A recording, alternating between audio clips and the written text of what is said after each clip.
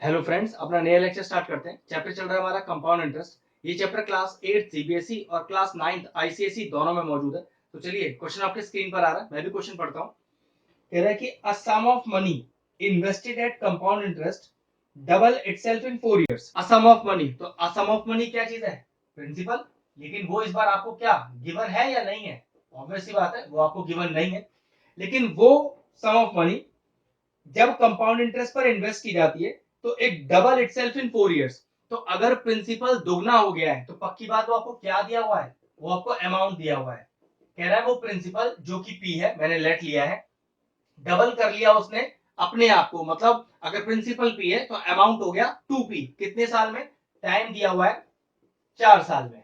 तो देखिए क्वेश्चन क्या कह रहा है आपसे। क्वेश्चन कह रहा है कि इन how many time will it be 8 times. तो अगर वही प्रिंसिपल को 8 टाइम्स होना है, 8 गुना होना है, तो कितना समय लगेगा? क्वेश्चन है कि अगर प्रिंसिपल ने अपने आप को दुगना किया है 4 साल में, तो वही प्रिंसिपल अपने आप को 8 गुना कितने साल में करेगा? कोई दिक्कत नहीं है, क्वेश्चन सुनने में बड़ा मुश्किल लग रहा है लेकिन करने में बहुत आसान है। देखिए मैं करके दिखाता हूं। अब सबसे पहले करना क्या है, ये जो हमें रिलेशन गिवन है, a principal makes itself 2 times in 4 years, यहां से एक रिलेशन निकालेंगे जो अगले वाले पार्ट में यूज करेंगे। चलो देखो जरा, अमाउंट है ना, अमाउंट का formula P 1 plus R upon 100 की होल पावर एन। क्योंकि एनुअली की बात चल रही है तो टी और एन दोनों ही बराबर है इस समय। अमाउंट कितना हो गया? 2p। प्रिंसिपल तो p है, 1 प्लस आर नहीं गिवन, अपॉन 100 की होल पावर एन, जो इस समय क्या है? 4। p से p कैंसिल हो गया। क्या रिलेशन आ गया कि 2 is equal to 1 plus R upon 100 की होल पावर 4। देखो मुझे भी नहीं पता क्या रिलेशन लगाना है, तो मैं क्या करता हूं, इस क्वेश्चन को यहीं अभी छोड़ देता हूं। हो सकता है इस क्वेश्चन को मुझे आगे भी सॉल्व करना पड़े, लेकिन मैं अगले पार्ट को देखकर ये वाली चीज जज करूंगा कि यही वैल्यू पुट हो जाएगा या इसमें से कोई वैल्यू मुझे निकालना पड़ेगा। ठीक है, देखो क्वेश्चन क्या कह रहा है कि प्रिंसिपल तो वही है आपका जो कितना अमाउंट कर लेता है अपने आप का? 8 times. If principal is p then amount will be 8p। लेकिन इस बार कह रहा है कि बताइए कितने टाइम में ऐसा करेगा। जैसे यहाँ 4 साल दिया था दुगना होने के लिए, तो टाइम कितना लगेगा? 8 गुना होने के लिए। कोई दिक्कत नहीं है, यहां से रिलेशन कुछ पुट तो जरूर होगा, लेकिन चलिए पहले अमाउंट का ही फॉर्मूला डालते हैं। तो p 1 प्लस आर अपॉन 100 की होल पावर n। बात तो फिर वही है, एनुअली की बात चल रही है तो t और n बराबर ही होते हैं। ठीक है, अब मैं ए में क्या डाल दूं? ए में डाल दूं मैं 8p is equal to p 1 plus R upon 100 की होल पावर n। p से p चला गया, देखना कितना आ गया? 8 is equal to 1 plus R upon 100 की होल पावर n। अब एक चीज देखना, क्या मैं इस 8 को लिख सकता हूं 2 की power 3 is equal to 1 plus R upon 100 की होल पावर n? हाँ बिल्कुल लिख सकता हूं भाई। 8 को क्या लिख सकता हूं? 2 इंटू 2 इंटू 2, जो कि 2 की पावर 3 है। क्या हमारे पास 2 का वैल्यू है? तो जवाब है हाँ। तो इस 2 का वैल्यू मैं इस 2 में डाल दूंगा। देखो किस तरह से, तो यहाँ 2 लिखा है ना, इस 2 की जगह पूरा टर्म लिख दो। ये इस तरह से लिखेंगे कैसे कि putting the value of 2 from equation 1 in equation 2। तो देखो जरा कितना आया, 1 प्लस आर अपॉन 100 की होल पावर 4। ये 2 की वैल्यू जो आपने पुट कर दी, एक पावर और भी लग रही है, तो ये लीजिए मैंने एक पावर 3 और लगा दी, is equal to 1 plus R upon 100 की होल पावर n। फिर समझ लीजिए स्टेप, 2 की पावर 3 में मैंने 2 की वैल्यू फर्स्ट इक्वेशन से सेकंड इक्वेशन के 2 में डाल दी, तो इस 2 की जगह मैंने ये पूरा का पूरा टर्म लिख दिया। लेकिन इस 2 की पावर 3 है, तो मैंने वही जो भी 2 की वैल्यू थी उसके ऊपर पावर 3 लगा दी। ठीक है, अब देखो किसी नंबर पे दो पावर लगी हो, अगर दो से ज्यादा पावर भी लगी हो तो पावर से पावर मल्टीप्लाई हो जाता है। नियम क्या है? देखो एक्सपोनेंट का नियम है कि x की पावर m की होल पावर n। एक नंबर है, इस पर दो पावर है, ज्यादा पावर भी हो सकती है, तो ये क्या हो जाएगा? ये हो जाएगा x की पावर m इंटू n। ठीक है, तो इसी प्रॉपर्टी को यहाँ यूज कर रहे हैं और पावर मल्टीप्लाई कर रहे हैं। 1 प्लस आर अपॉन 100 की whole power 12 is equal to 1 plus R upon 100 की होल पावर n। अब एक चीज देखना, क्या बेस सेम है? हाँ बिल्कुल, देखो दोनों में बेस सेम ही लिखा हुआ है और बीच में इक्वल टू है, तो नियम क्या कहता है? पावर बराबर। लॉजिक बता देता हूं, अगर x is equal to m और x is equal to n लिखा है, देखो क्या बेस सेम है? हाँ सेम है। और बीच में इक्वल टू है, बिल्कुल इक्वल टू है, तो पावर बराबर बेस गायब। तो डायरेक्टली इसका आंसर कितना हो जाएगा, आंसर हो जाएगा m is equal to n, और जो बेस में x है वो गायब हो जाएगा। तो देखो यहाँ पर भी बेस सेम है, बीच में इक्वल टू है, तो डायरेक्ट आंसर क्या आ जाएगा, n इज इक्वल टू 12। अब n क्या था, टाइम पीरियड, तो आप क्या कहोगे, time is equal to 12 year. और क्वेश्चन अराइज होता है भाई बेस कहाँ गया, तो क्या नियम था, बेस गायब, उसको आपको कुछ दिखाने का जरूरत नहीं है, बस आपका आंसर आ गया 12 ईयर्स। चलिए नेक्स्ट क्वेश्चन आपकी स्क्रीन पर आ रहा है, अच्छा क्वेश्चन है। क्वेश्चन कहता है the simple interest in 3 years and the compound interest in 2 years on a certain sum of money at the same rate is 1200 and 832 respectively। चलो देखो, दो केस है, सिंपल इंटरेस्ट वाला केस भी दिया हुआ है और कंपाउंड इंटरेस्ट वाला केस भी दिया हुआ है। ऑन सर्टेन सम मतलब प्रिंसिपल तो दोनों में ही नहीं गिवन, और वो क्या कह रहा है, प्रिंसिपल सेम है ऑन द सेम रेट, और दोनों में रेट ऑफ इंटरेस्ट भी आपको सेम ही लेना है। अब क्या क्या डिफर है, एक बार क्वेश्चन फिर से पढ़ लेते हैं। The simple interest in 3 years, तो टाइम की बात कर रहा है, वो 3 साल है सिंपल इंटरेस्ट में, and the compound interest in 2 years, और यहां पर कंपाउंड इंटरेस्ट में वो टाइम कितना है, 2 साल, on a certain some at the same rate, certain सम ले लिया, सेम रेट ले लिया, आर 1200, तो यहाँ पर जो एसआई दिया है वो दिया है 1200 रुपए, और यहाँ सीआई आपको दिया हुआ है 832 रुपीज। अब क्वेश्चन फिर से समझ लेते हैं कि एक प्रिंसिपल पर सिंपल इंटरेस्ट 1200 रुपए है जब रेट ऑफ इंटरेस्ट पता नहीं और टाइम 3 साल है, और सेम प्रिंसिपल पर कंपाउंड इंटरेस्ट 832 है जब रेट ऑफ इंटरेस्ट पता नहीं और टाइम 2 साल है। अब देखो क्वेश्चन क्या कह रहा है, find the rate of interest principal and the difference between CI and SI for 3 years। चलिए कुछ दिक्कत नहीं है, पहले क्या करते हैं, इसको सॉल्व करते हैं, इसको सॉल्व करते हैं और कोई रिलेशन निकाल के लाते हैं। चलिए तो सिंपल इंटरेस्ट का फॉर्मूला लगाते हैं, तो simple interest is equal to P into T into R upon 100। तो सिंपल इंटरेस्ट दिया है 1200 रुपए, P पता नहीं, T 3, R R ही दिया हुआ है अपॉन 100, 100 मल्टीप्लाई कर लेते हैं और 3 को भी नीचे ले आते हैं, तो 1200 into 100 upon 3 is equal to P R. तो पी आर का वैल्यू आ गया, थोड़ा कैंसिल आउट भी हो रहा है, ये 400 टाइम्स आएगा, और ये आपके पास पी आर का टोटल वैल्यू आ गया 40,000। ठीक है, देखो ना, 2 जीरो जहां 2 जीरो यहाँ, तो टोटल 4 जीरो, तो पी आर का वैल्यू 40,000 आ गया। तो सिंपल इंटरेस्ट से हमने ये एक रिलेशन निकाल लिया। चलिए अब सीआई यूज करते हैं, तो सीआई के लिए सबसे पहले क्या निकालते हैं, सबसे पहले निकालते हैं अमाउंट, तो amount is equal to P plus R upon 100 की होल पावर एन। अब ए तो कुछ पता नहीं अपने को, पी भी पी रहेगा, 1 प्लस आर भी पता नहीं कि होल पावर एन, जो कि कितना है यहाँ पर 2। अब डायरेक्टली सीआई का फॉर्मूला लगा देते हैं, क्या, ए माइनस पी, क्योंकि यहाँ सॉल्व करने के लिए कुछ है नहीं आपके पास, तो सीआई कितना है 832, ए का वैल्यू अभी निकाला, पी 1 प्लस आर अपॉन 100 की होल पावर 2 और माइनस का पी। अब यहाँ से पी कॉमन ले लीजिए, ये लीजिए 1 प्लस आर अपॉन 100 की होल पावर 2 माइनस 1, और यहाँ पर आ गया 832। इस तरह का क्वेश्चन मैंने लास्ट लेक्चर में भी किया था। ठीक है, अब मैं क्या करता हूँ, यहाँ से p का वैल्यू निकाल लेता हूँ और इस p में इंसर्ट करके r का वैल्यू आ जाएगा आपके पास। ठीक है, तो चलो यहाँ से p का वैल्यू निकाल लो, तो p is equal to 40,000 upon r, और लिखेंगे क्या, putting the value of p from equation 1 in equation 2।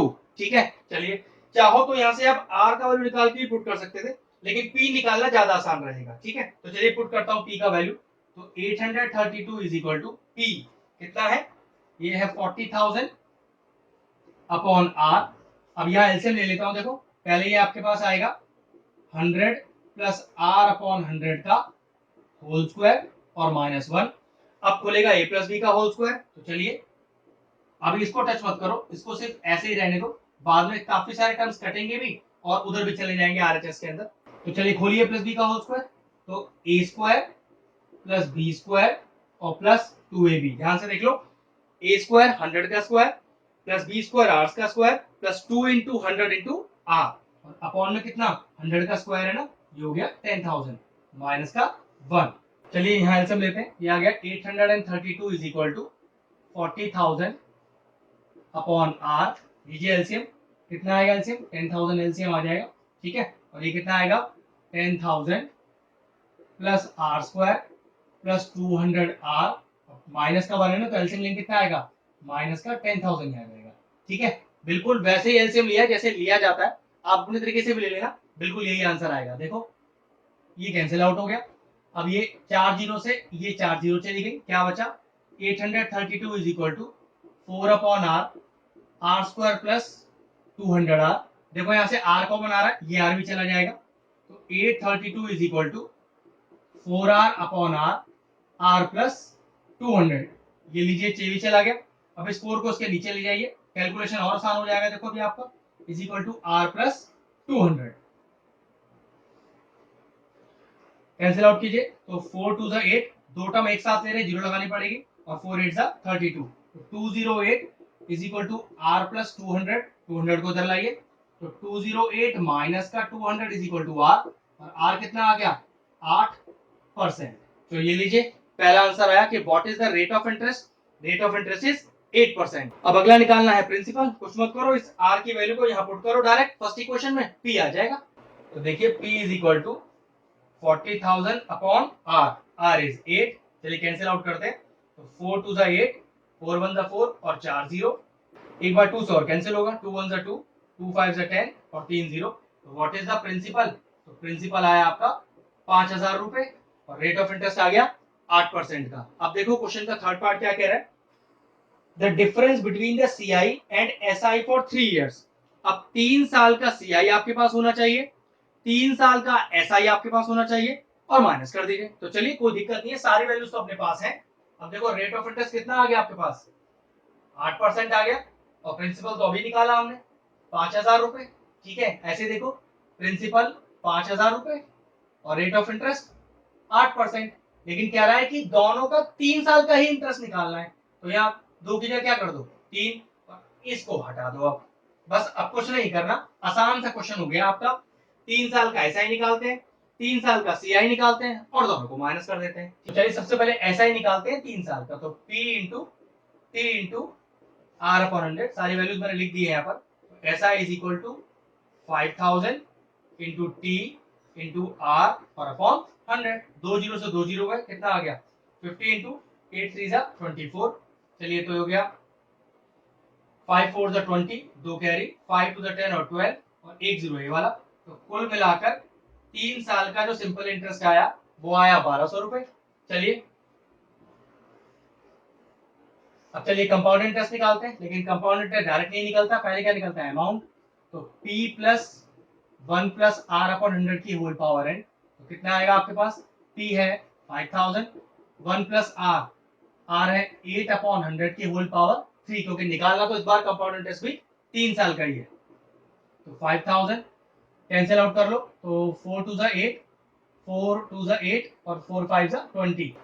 अब सॉल्व करो मिक्स फ्रैक्शन को, तो 25 है 25 प्लस 2 27 अपॉन 25, और पावर में 3 लग रहा है, तो 3 टाइम्स लिख लीजिए इसको कुछ इस तरह से। ठीक है, अब ये सॉल्व कर लेते हैं, तो ये आपके पास सॉल्व करके आएगा ₹6298.56, ये लीजिए अमाउंट आ गया।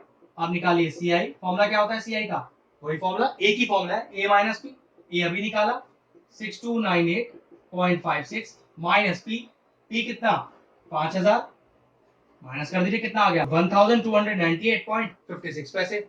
सीआई भी आ गया, एसआई भी है। अब क्या निकालना था थर्ड पार्ट में, हमें इसका निकालना था डिफरेंस, तो difference of CI minus SI, CI कितना है 1298.56 माइनस एसआई, माइनस का एसआई, अब एसआई कितना है वो है 1,200 रुपीज, ये लीजिए लिख दिया। तो माइनस कर कितना आएगा भाई 1298.56 पैसे में से 1200 माइनस कर दो, ये आ गया 96 रुपीज एंड 56 पैसा। तो ये लीजिए आ गया डिफरेंस, तीनों पार्ट हमारे आ गए। अच्छा क्वेश्चन था, प्रैक्टिस कीजिएगा। देखिए फॉर्मूला तो बिल्कुल सेम है, लेकिन अप्लाई करने का तरीका इस बार डिफरेंट था। नेक्स्ट क्वेश्चन आपकी स्क्रीन पर आ रहा है, मैं भी क्वेश्चन पढ़ता हूँ। क्वेश्चन कह रहा था compound interest calculated yearly on a certain some of money. अब सर्टेन सम ऑफ मनी क्या होता है हमारे लिए, वो होता है प्रिंसिपल। ठीक है, तो जो आपको दिया नहीं हुआ, ठीक है, on a certain sum of money for the second year is 1320 and for the third year is 1452। जरा शुरू से क्वेश्चन को पढ़ो और ये देखो ये दोनों चीजें क्या थी। The compound interest for second year is 1320 and for the third year is 1452। तो कंपाउंड इंटरेस्ट आपको दिया है सेकंड ईयर का, वो कितना दिया हुआ है 1320, और कंपाउंड इंटरेस्ट दिया है आपको थर्ड ईयर का, और वो कितना दिया हुआ है आपको 1452, ठीक है। और आपसे कह रहा है कि find the rate of interest in the original money. Question तो आसान नहीं है, काफी लेंथी है, थोड़ा ध्यान से करेंगे। बस ये याद रखना, आपको कुछ नहीं गिवन, सिर्फ आपको कंपाउंड इंटरेस्ट सेकंड ईयर का गिवन है और कंपाउंड इंटरेस्ट थर्ड ईयर का गिवन है। क्योंकि आपको सेकंड ईयर थर्ड ईयर करके गिवन है तो डायरेक्टली सीआई का फॉर्मूला नहीं लगा सकते, वन बाय वन एसआई का फॉर्मूला लगा के निकालना पड़ेगा। तो सबसे पहले क्या करते हैं, फर्स्ट ईयर का। अब याद रखना यार, कंपाउंड इंटरेस्ट से कोई मतलब नहीं है, क्योंकि जब आप सिंपल इंटरेस्ट करके वन वन ईयर करके निकालते हो तो हर ईयर का सिंपल इंटरेस्ट ही एक्चुअल में आपके लिए कंपाउंड इंटरेस्ट होता है, ठीक है, ध्यान रखना।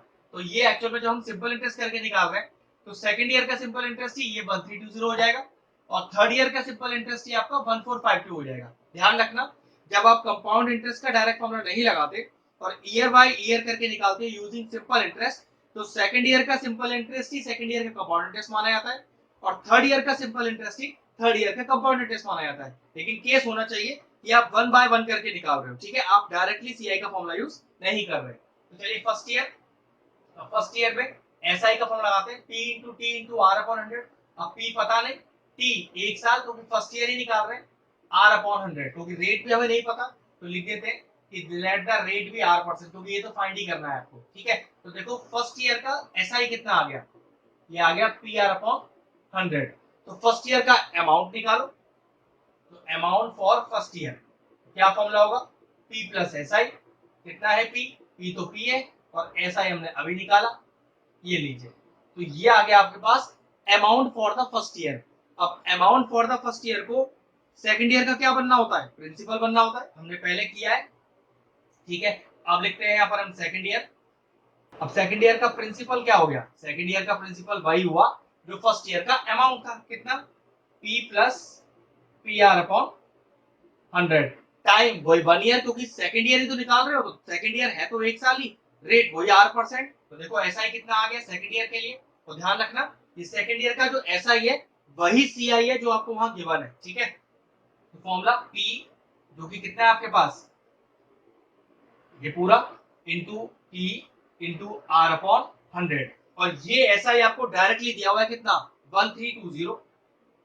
अगले अगले स्टेप पे लिखेंगे, according to question P plus PR upon 100 into R upon 100 is equal to 1320।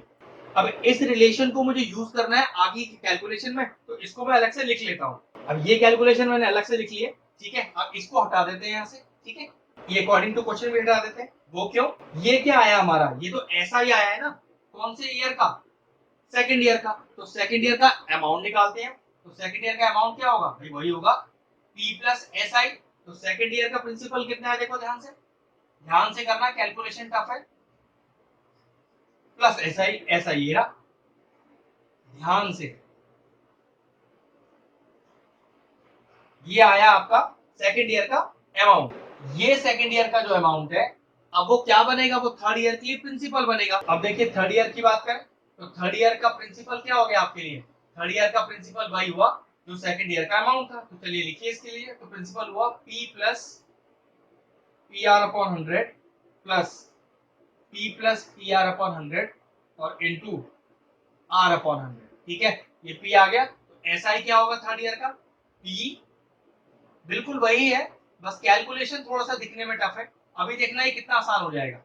तो P into R upon 100, R तो R% ही है, इंटू T। अब T क्या है आपका, T तो वन ईयर है ना, थर्ड ईयर जो आप निकाल रहे हो। तो देखो, तो P into T into R upon 100, तो थर्ड ईयर का SI भी आ गया। लेकिन मैंने अभी क्या कहा था, जब हम ईयर वाइज, जब हम वन वन ईयर करके निकालते हैं, जो थर्ड ईयर का SI है वही थर्ड ईयर का आपका CI भी होगा, जो क्वेश्चन में डायरेक्टली गिवन है। तो डायरेक्टली क्या लिख दूंगा इसको मैं,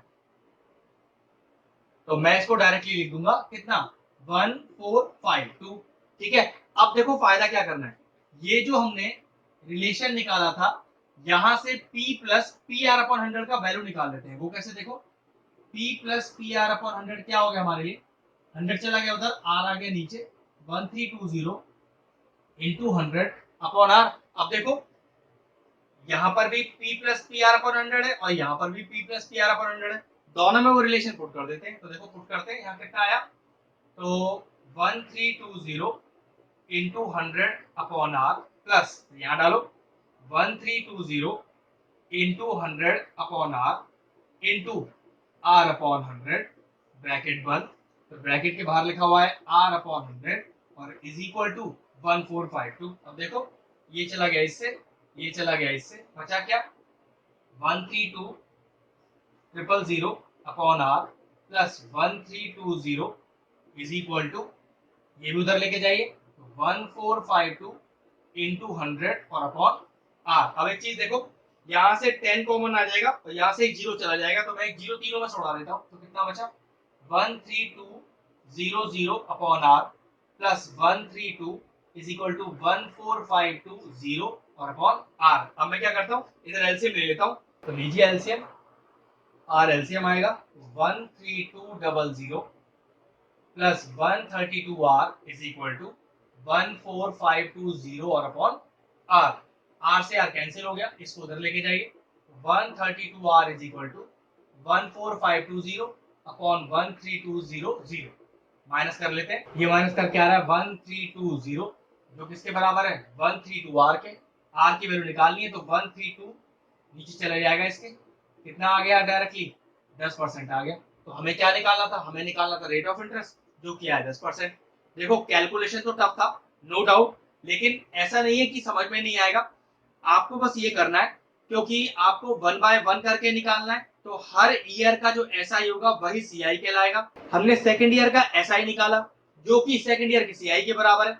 हमने फिर थर्ड ईयर का एसआई निकाला जो कि थर्ड ईयर के एसआई के बराबर है।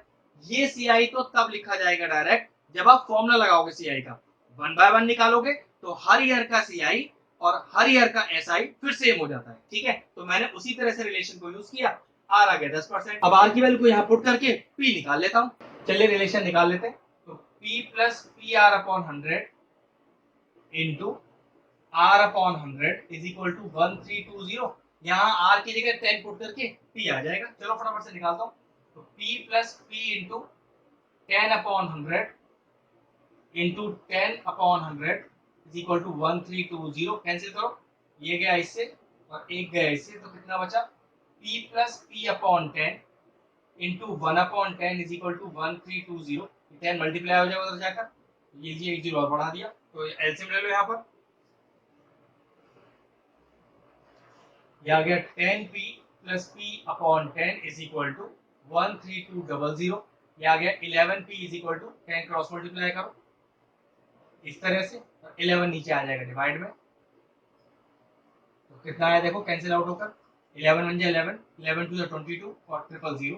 तो व्हाट इज द प्रिंसिपल जो हमने शुरू में लेट लिया था, the principal is 12,000 and the rate of interest is 10%। ध्यान रखना कैलकुलेशन वाइज क्वेश्चन टफ है, लेकिन अगर आपको लॉजिक समझ में आता है ये क्वेश्चन आपसे इजीली फिर हो जाएगा। हम नेक्स्ट क्वेश्चन की तरफ बढ़ते हैं। चलिए नेक्स्ट क्वेश्चन आपकी स्क्रीन पर आ रहा है, अच्छा क्वेश्चन है। In how many years will ₹4,000 amount to ₹5324। मतलब 4,000 प्रिंसिपल हो गया और 5324 क्या हो गया अमाउंट हो गया एट 10% कंपाउंड इंटरेस्ट। तो हाउ मेनी इयर्स टाइम निकालना है। इसमें आपको प्रिंसिपल दिया है 4,000 रुपए और आपको अमाउंट दिया हुआ है 5324 और आपको इसके अंदर जो रेट ऑफ इंटरेस्ट दिया है वो दिया है 10% का। कंपाउंडेड एनुअली ही है और हमको यहाँ पर एन निकालना है, मतलब टाइम निकालना है, क्योंकि एनुअली बात कर रहे हैं तो टी और एन बराबर होता है यहाँ पर। चलिए फॉर्मूला लगाते हैं। ए आपको गिवन है तो A is equal to P 1 plus R upon 100 की होल पावर एन। ए हो गया 5324 is equal to P bracket में 1 प्लस आर अपॉन 100 की होल पावर एन। 4000 को नीचे ले जाइए, 5324 upon 4000 is equal to 1 plus, देखो एक जीरो जीरो चला गया, 1 अपॉन 10 की होल पावर एन। काटो इसे, 2 टू द 4 000 आ जाएगा, 2 टू द 4 हो गया, 2 6 12, फिर 2 6 12, 2 टू द 4 एक बार और जाएगा, 2 1 2 000 आ गया, 2 1 2 2 3 6 2 3 6 और 2 1 2। तो कितना बचा 1331 upon 1000 is equal to, LCM ले लीजिए यहाँ पर, 10 1 10 प्लस 1 11 अपॉन 10। ऐसा जब हमने पहले क्वेश्चन किया था इसमें एन निकाला था, मैंने आपसे कहा था अगर यहाँ 11 बाय 10 बन रहा है तो पक्की बात है ये 11 बाय 10 का कुछ पावर ही बन रहा होगा। तो ध्यान से देखो 1000 क्या होता है 10 का क्यूब और 1331 किसका क्यूब होता है 11 का क्यूब। तो देखो अगला स्टेप क्या है, इसे मैंने लिख दिया 11/10 का whole cube is equal to 11/10 की होल पावर n। अगर बेस सेम हो और बीच में इक्वल हो तो पावर बराबर हो जाती है, एक्सपोनेंट का नियम है। और अगर क्वेश्चन आए कि भाई बेस कहाँ गया तो बेस हो जाता है गायब।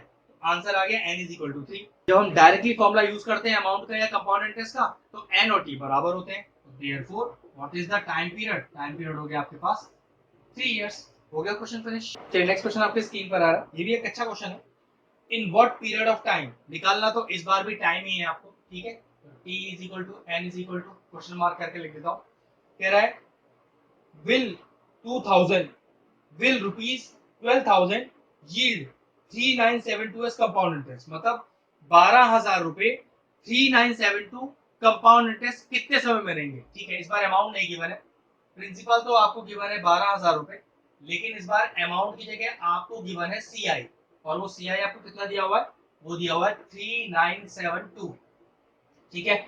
और if compounded on yearly basis, तो कहने का ये मतलब हुआ टाइम निकालना है, प्रिंसिपल दिया है और सीआई दिया है, मतलब ये 12,000 रुपए कितने समय में इतने कंपाउंड इंटरेस्ट बन जाएंगे, बस ये निकालना है। क्वेश्चन में रेट ऑफ इंटरेस्ट भी आपको दिया हुआ है कितना, 10% का, ठीक है। तो कुछ नहीं, बहुत आसान है। फॉर्मूला आते हैं पहले अमाउंट का, कोई सीआई का डायरेक्ट फॉर्मूला तो नहीं लगाते हम पहले अमाउंट निकालते हैं।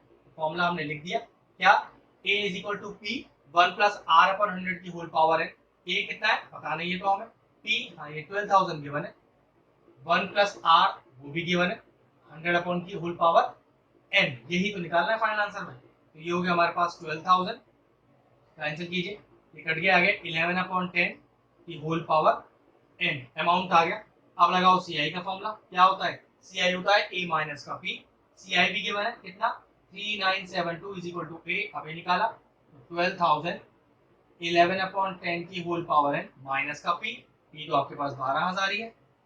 अब देखो क्या 12,000 कॉमन आ रहा है, तो हाँ बिल्कुल कॉमन आ रहा है, तो 12,000 कॉमन आ गया, कितना बचा 11/10 की होल पावर n माइनस 1, और ये हो गया 3972।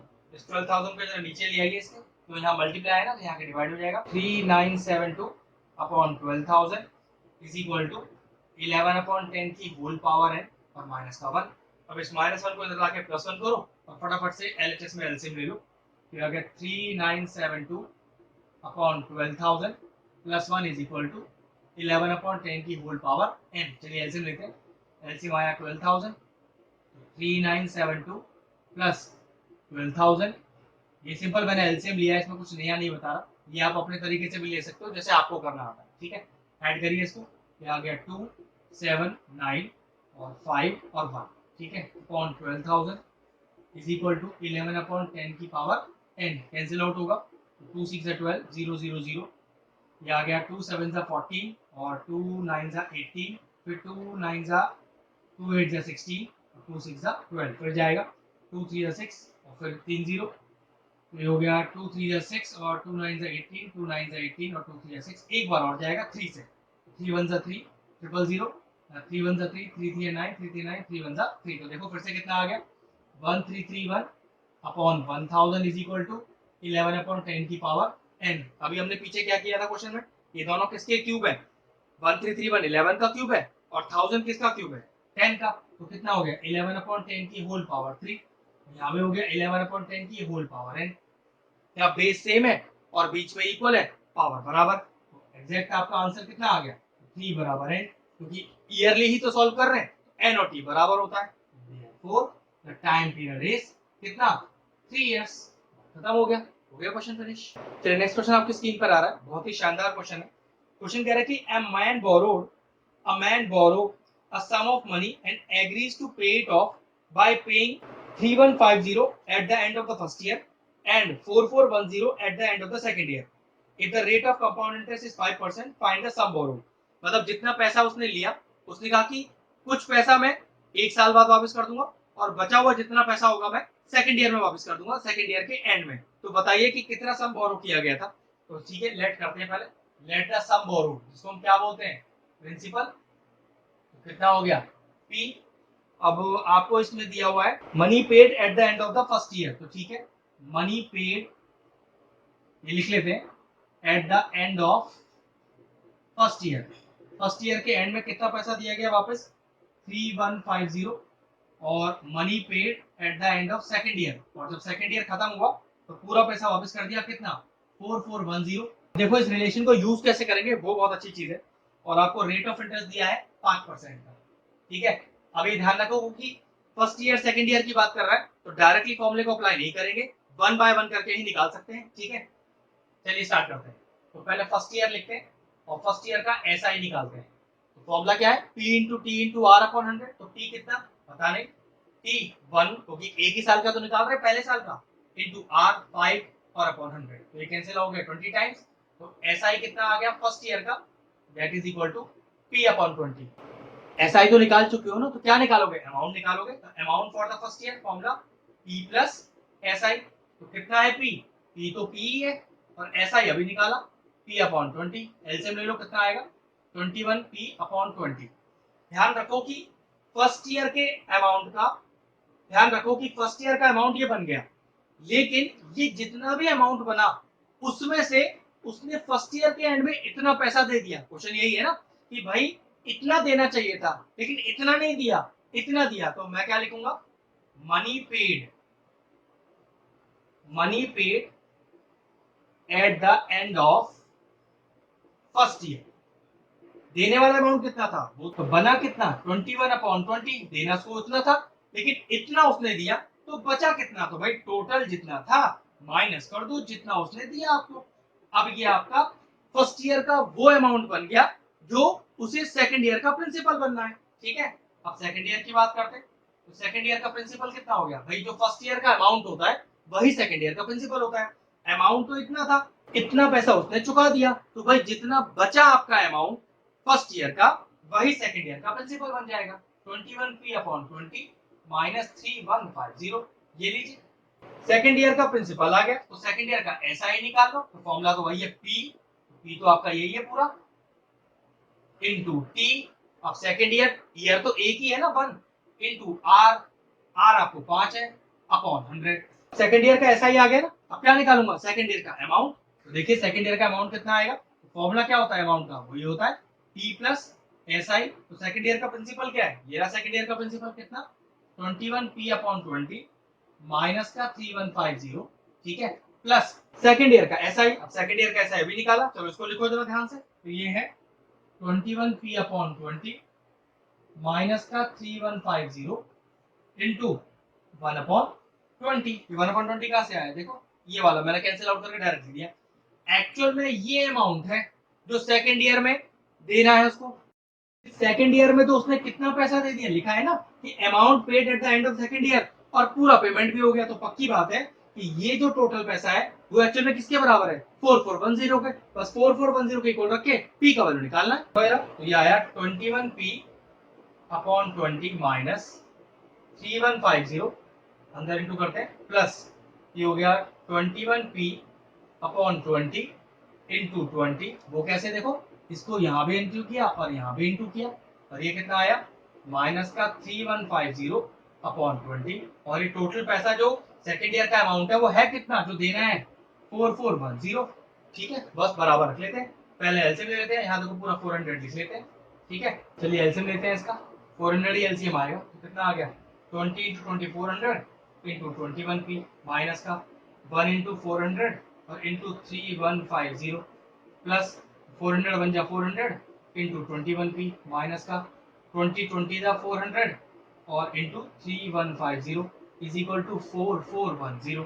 अब इसे मल्टीप्लाई कर लेते हैं, ये हो गया आपका 2 1 2 2 to the 4 0 p माइनस का, इसे मल्टीप्लाई कीजिए, अभी मल्टीप्लाई करके आएगा 1260 और 3 जीरो पीछे लगी हुई है, प्लस 21p माइनस का, ये आएगा आपके पास 630 और 2 जीरो पीछे लगी हुई है, इज इक्वल टू 4410 और 400 भी क्रॉस मल्टीप्लाई में उधर चला जाएगा। ठीक है, अब जरा ऐड अप कर लो, तो ये आपके पास आएगा p, तो ये हो गया 441p।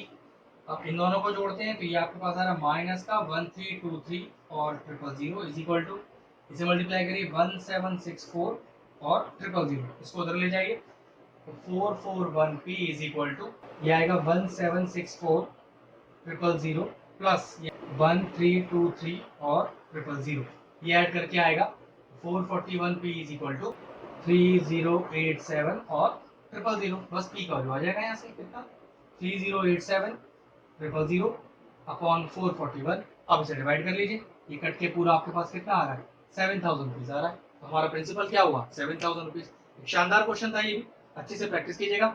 यह हमारा लेक्चर भी फिनिश होता है, अच्छे से आप प्रैक्टिस कीजिएगा और इससे जुड़े आपको जो भी डाउट हो वो मुझे सेंड कर दीजिएगा, उसकी इन्फॉर्मेशन आपको वीडियो क्लास में दी गई है। तो ठीक है, लेक्चर फिनिश करते हैं। अगर हमारे व्यूअर्स को हमारे वीडियोस पसंद आ रहे हैं तो हमारे चैनल को सब्सक्राइब कर लें और साथ में लगे बेल आइकन को भी हिट कर दें।